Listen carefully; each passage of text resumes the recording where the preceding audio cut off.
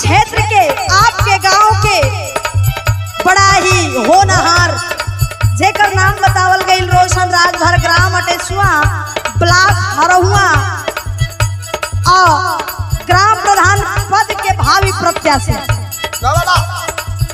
आप लोग के बीच में खड़ा है और सब लोग ए भैया के जितावे का काम करी, भारी से भारी मतों से विजयी बनावे का काम करी।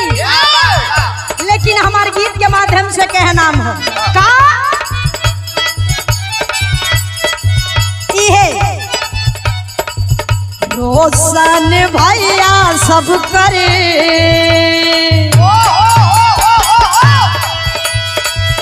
रोशन भैया सब करे बन के दुलारू हुआ। रोशन भैया सब करे बन के दुलारू हुआ।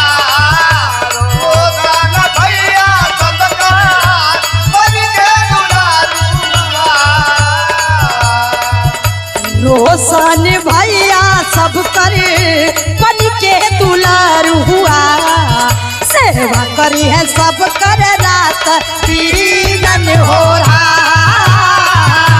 सेवा करी है सब कर रात दिन हो रहा। सेवा करी है सब कर रात दिन हो रहा। हवे कहाँ का कहाँ के हो? ग्राम अटेसुआ के हवे निवासी।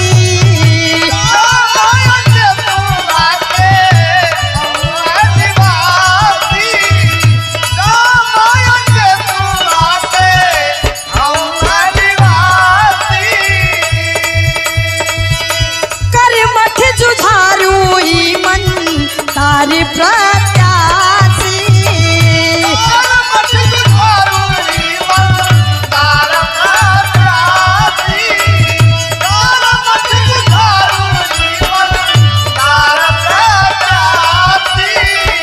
ग्राम अटेसुआ के हवे निवासी। कर मठ जुझारू मन तार प्रत्याशी। करी है विकास साथे,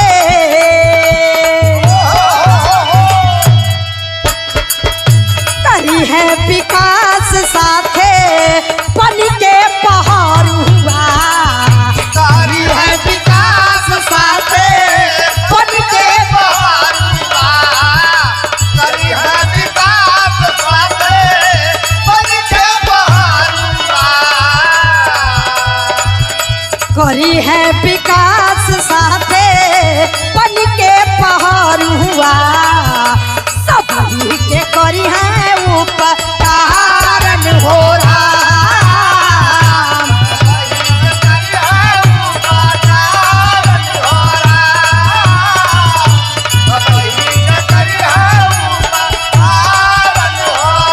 ए भैया ए चाचा ए बाबू ए माता बहन लोग चाहिए रोशन राजभर जी जीत गई वैया होई का रोशन भैया के देवा जब जिताई।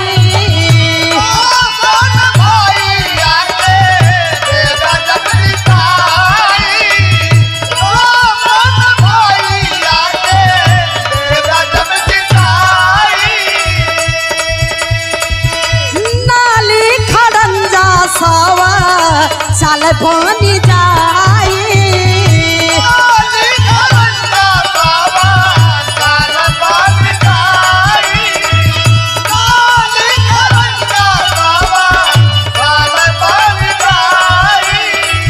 रोशन भैया के देवा जब जिताई।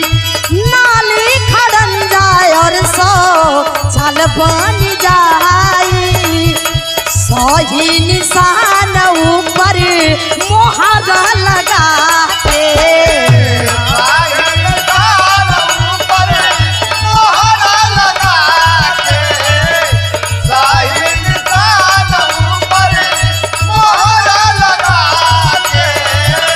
सही निशान ऊपर मोहर लगा के के बनैया पर धानन हो राम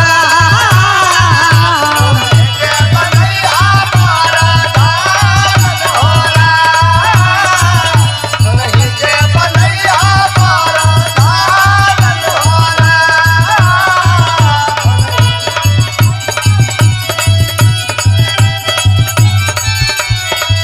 रोशन भैया सब कर बन के दुलारुआ रोशन भैया सब कर बन के दुलारुआ